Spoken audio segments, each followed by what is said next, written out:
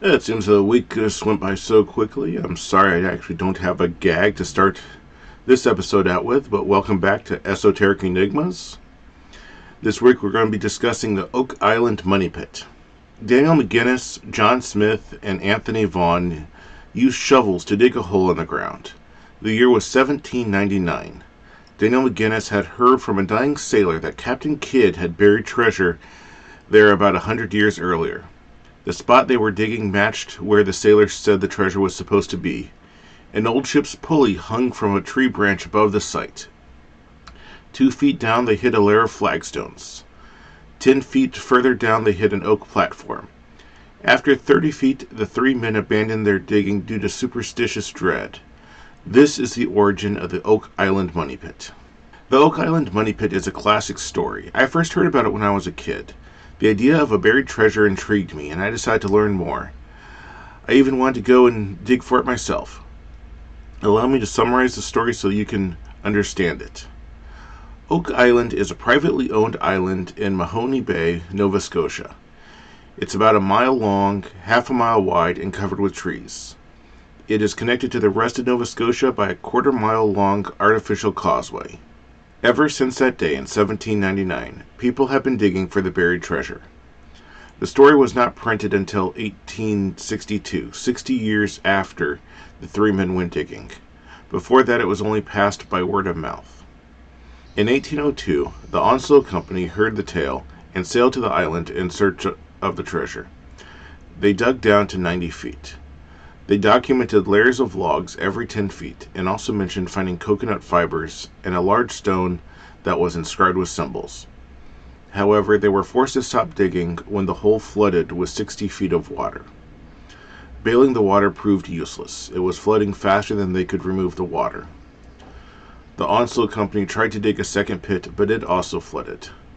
One account says that several men were nearly killed by a blowout event when the water and mud exploded out of the wall of the pit they were still digging. I want to take a moment to discuss the stone that was found. The stone they found was 2 feet long and about a foot thick. The characters were crudely cut as if with a dull instrument. In 1862, the Halifax Sun and Advisor did a story about the pit and generated some interest in the stone. Supposedly it had ended up with the Smith family, and they had built it into a chimney back in 1824. Historical Society of Nova Scotia Secretary John Hunter Duvar had George Cook check on that. He found that the stone was no longer visible. A wooden wall and staircase encased the chimney. In a post-1893 letter by William Blair, he says that Jefferson MacDonald was a carpenter and took down a portion of the house. It revealed the stone and he was able to examine it. According to MacDonald, no one there could decipher the inscriptions. A prospectus from the Oak Island Treasure Company in 1893 mentions that John Leichty, who lived in Halifax, had seen the stone and translated it. According to him, it said 10 feet below are 2 million pounds buried.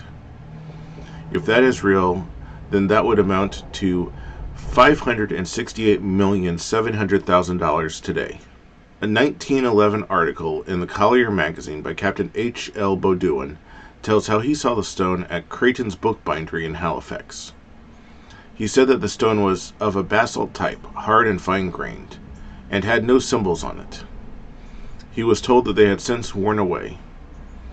In 1929, a book titled The Oak Island Treasure by Charles B.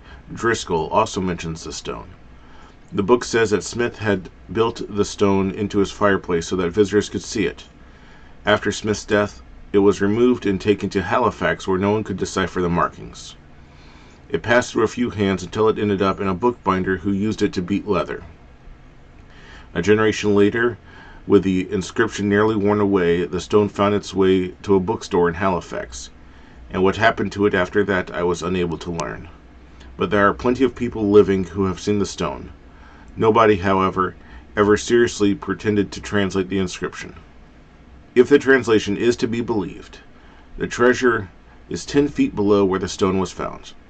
The stone had been at the bottom of the 90-foot hole, so the treasure should have been 100 feet down. But has anyone reached that depth yet to find it? The next group to attempt was the Truro Company. They formed in 1849 and quickly re-excavated back down to the 86-foot level, but the hole flooded again. They then drilled 5 boreholes into the shaft. One of the drilling augers hit a spruce platform at 98 feet, then a layer of oak, metal in pieces, another layer of spruce, and then 7 feet of clay. A second auger also hit that platform, and supposedly hit the side of a barrel, bringing up wood shavings and coconut fibers. One of the augers brought up 3 links of metal resembling a gold watch chain. Could this platform contain the treasure? It is at the right depth. Were there barrels filled with gold on that platform? The Truro Company dug a second shaft in 1850, 10 feet northwest of the original pit. They got down to 109 feet. Then they tried to dig over to the money pit. It was then that water burst in and flooded the shaft. The miners barely escaped with their lives. They spent a week trying to bail the water out of the pits without any noticeable progress. While doing this, they discovered the pits were flooded with salt water, and it seemed to rise and fall with the tides. A search of the nearby cove found that a tunnel carried salt water into the area of the money pit. They attempted to block it, but as they would later find, their attempt failed. The Truro Company dug yet another pit, this one just south of the original. They managed to reach 118 feet, and then tunneled over to the money pit. They reached a point that was directly below the platforms when dinner was called. Before they finished eating, the workers reported hearing a great crash from the pit. Supposedly, the bottom of the money pit had collapsed into the new tunnel, along with 12 feet of mud, pushed by the incoming water. At this point, the company ran out of money and their digging ended. Over the years, many other groups attempted to dig for the treasure. I won't go into much detail about some of them, because there's not much to say. The Oak Island Association was next. In 1896, they redug the pit and discovered there were 2 tunnels bringing water into the pit. One or both of them supposedly came from the south shore of the island, not from Smith's Cove like they believed. This hinted that the pit's defenses were immense. They also bored down and hid a layer of cement. They brought up a tiny piece of sheepskin parchment with some letters written on it in India ink. It said V.I or W.I. This is all they managed to find before they gave up and left the island. In 1909, Captain Henry L. Beaudoin, the man who wrote the previously mentioned article, arrived on Oak Island. He was part of the Old Gold Salvage Group, which included future President Franklin Roosevelt. Roosevelt did come and visit the site once. The pit had already been cleared down to 113 feet. Divers went down to investigate and several boring samples were taken, going down to 170 feet. But they never found anything of interest. They took a sample of the cement and sent it to Columbia University for testing, and the university determined it was all natural limestone. Beaudoin also examined Smith's Cove, where the drain tunnel was originally reported to be, but did not find anything. Then he went to Halifax to examine the stone. He reported it was just a piece of basalt with no markings. At the end of the year, he applied for an extension on his lease because he did not want to, quote, quit without another try. But it was ultimately denied, and he left the island.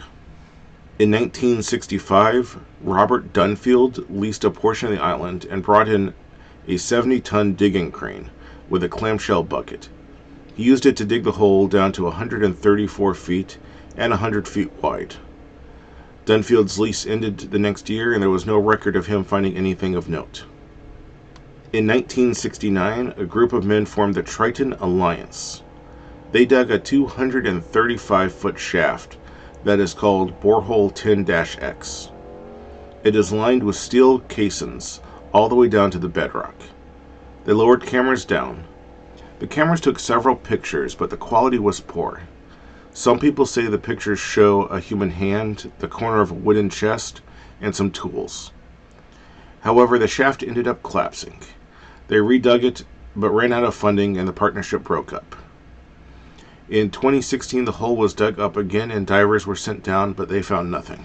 One person who did find something on the island, but not in the pit, was Robert S. Young. He bought 4 acres of the island in June 1996. This was lot number 5, a long, narrow stretch of land. It was the only untouched area of the island. Various groups had dug several pits all over the island over the years in search for the treasure. During Young's time searching for the treasure, he found a silver Spanish half-reel from 1781, among other artifacts. So perhaps there really is some truth to the treasure on the island. Most recently, the Michigan Group and Oak Island Tours resumed digging and are filming it for a TV series, The Curse of Oak Island, which started airing on the History Channel in 2014, and they are not a sponsor. They are currently in their 12th season and have found several artifacts that have yet to be authenticated, including a Spanish copper coin, a Roman sword, a human bone, and even a Roman ship. Real or not, the show is getting enough views to stay on the air.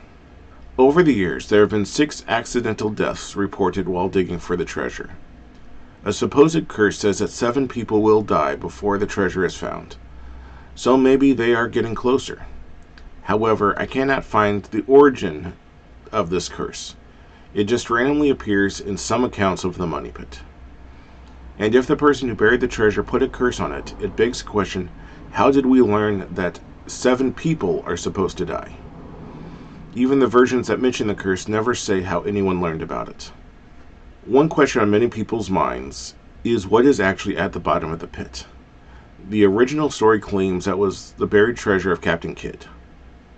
William Kidd was a Scottish privateer working for the British until politics turned against him and the Crown declared him a pirate. We do know that he did bury treasure, as a small cache of treasure was found in Cherry Tree Field on Long Island not long after his arrest. Legends placed his buried treasure all over the world. In fact, in 1983, 2 men were arrested while searching for his treasure in Vietnam. For 150 years, people have searched for his treasure on Grand Manan, an island in the Bay of Fundy, between Nova Scotia and New Brunswick. Others have speculated that the Knights Templar might have buried the Holy Grail or the Ark of the Covenant in the pit. However, there is no evidence to support this. There is a lot about the Knights Templar that warrants its own episode, and the Ark of the Covenant too, but there is compelling evidence that that is actually hidden in Ethiopia. Some stories claim that Marie Antoinette's jewels are buried there. In October 1789, a mob of working women marched on the Palace of Versailles. Supposedly, Marie Antoinette told her maid to flee with her jewels. The maid took them, and maybe some artwork as well, to London and then to Nova Scotia, and buried them on the island. There's even a theory that aliens buried some advanced technology down there, but I find that one hard to believe. Another explanation is that there is nothing down there, and the money pit is actually just a sinkhole. The oak that they found are just trees that have fallen in, and the flooding is due to naturally forming tunnels in limestone. A number of sinkholes have been found around the area. In fact, in Mahone Bay, just a few miles south of Oak Island, in 1949, a man was digging a well when he struck a layer of fieldstones, and then spruce and oak logs. He thought it was another money pit, but it was determined to be just a sinkhole.